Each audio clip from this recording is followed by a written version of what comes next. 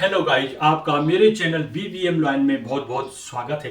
प्यारे बच्चों, मेरे कॉलेज के विभिन्न अध्यापकों के द्वारा अपने विषय को ऑनलाइन पढ़ाने के क्रम में आज कक्षा 12 के भौतिक विज्ञान के प्रवक्ता श्री दीपक नोटियाल जी आपको कक्षा 12 पाठ वैद्युत चुंबकीय तरंगे के प्रकरण विस्थापन धारा को पढ़ाएंगे। Hello student, myself Deepak Notial from Government Model Inter College, Hondwara district Pauri Garhwal.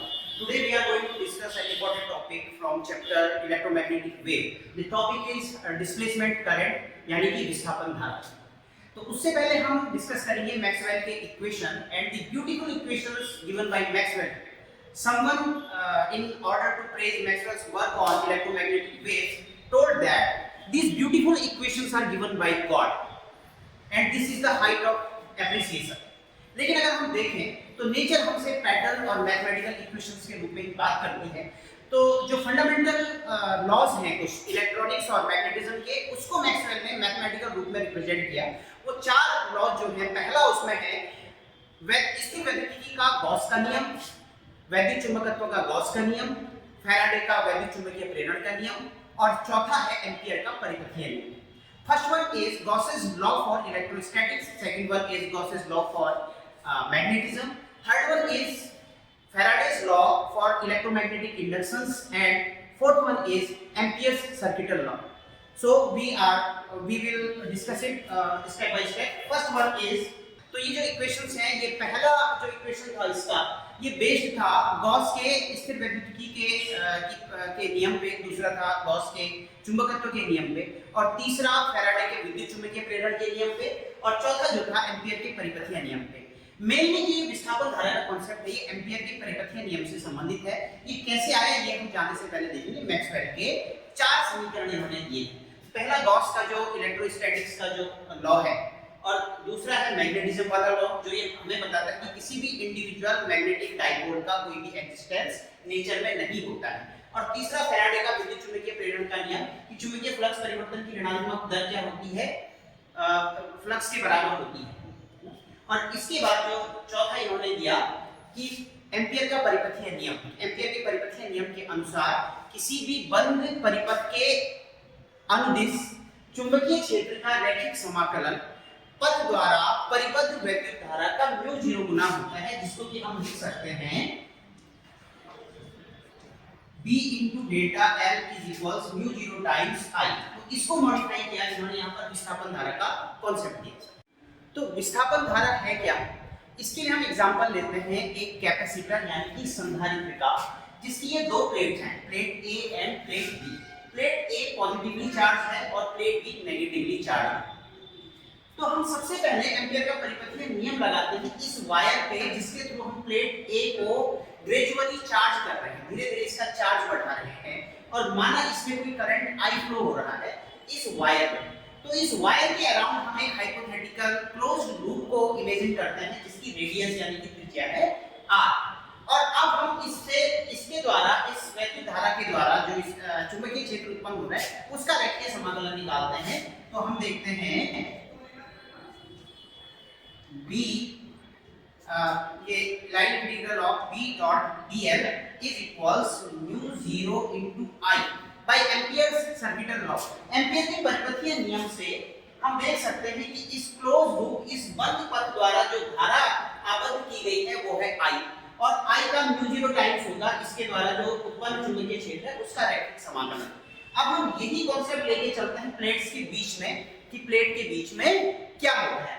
इसको अगर हम समीकरण 1 नाम दे देते हैं, और हम प्लेट के बीच में सेम ऐसा ही हाइपोथेटिकल एक लूप इमेजिन करते हैं विद रेडियस r, और हम देखते हैं कि यहाँ पर जो मैग्नेटिक फील्ड है उसका लाइन इंटीग्रल क्या होगा, by Ampere's circuital law B dot line integral B dot dl is equals how much times, is equals how much. तो हम देखते हैं कि ये 0 आएगा, क्योंकि यहाँ पर कोई भी वैद्युत धारा इस लूप द्वारा, इस बंद पथ द्वारा बद्ध नहीं की गई है. इस बंद पथ के अंदर कोई भी धारा हमें दिखाई नहीं देती है. तो यहाँ पर हम देखते हैं कि एम्पियर का परिपथीय नियम काम नहीं करता है. ये दो चीजें यहाँ पर आती हैं. समीकरण 1 और 2 को हम देखें तो हम पहले ये देखते हैं कि जब पॉइंट ये प्लेट A और प्लेट B के बीच में इलेक्ट्रिक ग्रेजुअली इंक्रीज हो रहा है, मींस वैरिंग इलेक्ट्रिक फील्ड है, परिवर्तनशील वैद्युत क्षेत्र है। परिवर्तनशील वैद्युत क्षेत्र के कारण चुंबकीय क्षेत्र होना चाहिए, लेकिन इस समीकरण से हमें पता चलता है कि चुंबकीय क्षेत्र 0 हो जाएगा, क्योंकि यहाँ पर हम देखते हैं b को बाहर ले लेते हैं और लाइन इंटीग्रल अगर हम dl का करें तो यहाँ पर हमें मिलता है dl। इस dl सबको इंटीग्रेट का मतलब होता है इसको जोड़ते जाएंगे, इसको कलेक्ट करते जाएंगे तो हमें सर्कमफरेंस मिलेगी, और सर्किल की जो सर्कमफरेंस होती है 2 पाई r इक्वल्स 0, यानी कि ये हमें बताता है कि मैग्नेटिक फील्ड यहाँ पर 0 है, जो कि पॉसिबल नहीं है क्योंकि वेरी इलेक्ट्रिक फील्ड है। दिया गया डिस्प्लेसमेंट इन इलेक्ट्रिक फील्ड, और जब भी किसी वैद्युत क्षेत्र में परिवर्तन होगा तो वहां पर मैग्नेटिक फ्लक्स भी होना चाहिए और मैग्नेटिक फील्ड भी होना चाहिए, जो कि 0 है। यानी कि दो चीजें हमारे पास यहाँ पर आती है, या तो ये समीकरण गलत है, या ये समीकरण गलत है, या फिर ये दोनों समीकरण गलत है, या फिर ये दोनों समीकरण सही है।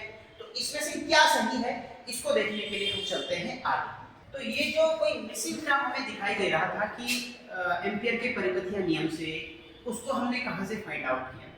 तो हमने सबसे पहले देखा कि कैपेसिटर यानी कि संधारित्र की दो प्लेटों के बीच जो इलेक्ट्रिक फील्ड होता है वो होता है सिग्मा अपॉन एप्सिलॉन नॉट, जहां पर सिग्मा है इसका क्षेत्रीय आवेश घनत्व, है ना। तो सिग्मा यानी कि q अपॉन एरिया, है ना, q अपॉन a आ जाएगा। तो यहां से इसमें हम वैल्यू रख देंगे E electric field E equals q upon epsilon not upon a हम कर देंगे, ये आ जाएगा।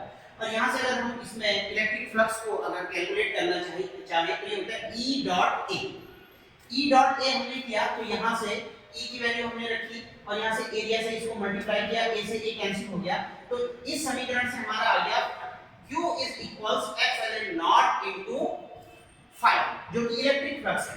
और अगर हम इसका डिफरेंशिएशन करें t के रिस्पेक्ट में dq/dt is equals epsilon not d5 upon dt, यहाँ पर ये dq/dt आवेश प्रवाह की दर को हम कहते हैं वैद्युत धारा। ये वैद्युत धारा, इसको अब हम इस रीजन की बात कर रहे हैं, तो यहाँ पर हमें करंट कोई दिखाई नहीं दे रहा है, लेकिन ये जो करंट यहाँ पर निकल के आया है इसे नाम दिया मैक्सवेल ने डिस्प्लेसमेंट करंट यानी कि विस्थापन धारा, और ये आया epsilon not d5 upon dt। यही वो हिडन टर्म था, यही वो मिसिंग टर्म था जो कि एम्पियर के परिपथीय नियम में छूट गया था, और इसे मैक्सवेल ने इसको ऐड किया और एम्पियर के परिपथीय नियम को मॉडिफाई किया। तो यहाँ से हम देखते हैं कि विस्थापन धारा किसे कहते हैं। विस्थापन धारा वह धारा है जो परिवर्ती वैद्युत क्षेत्र के कारण उत्पन्न होती है।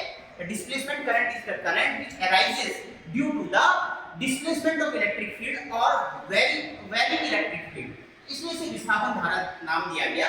और अब इस तरह से मैक्सवेल ने जो एम्पियर का परिपथीय नियम था उसे मॉडिफाई किया, उसमें कुछ सुधार किया।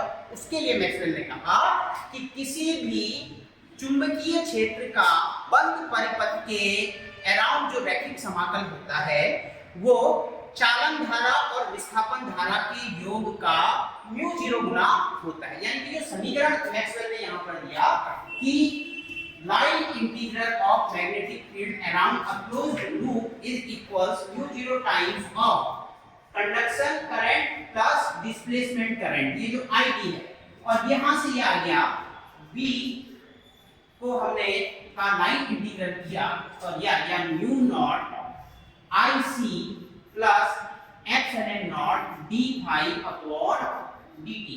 तो ये मैक्सवेल का समीकरण यहाँ से आया, और ये जो हिडन टर्म था, मिसिंग टर्म था, ये मैक्सवेल ने यहाँ पर ऐड किया, जिसे कि विस्थापन धारा कहते हैं। तो किसी भी चालक में अगर हम जाएंगे तो IC यहाँ पर केवल IC होगा, कंडक्शन करंट होगा, जिसकी वैल्यू I के बराबर होगी, क्योंकि I is equals IC plus IB।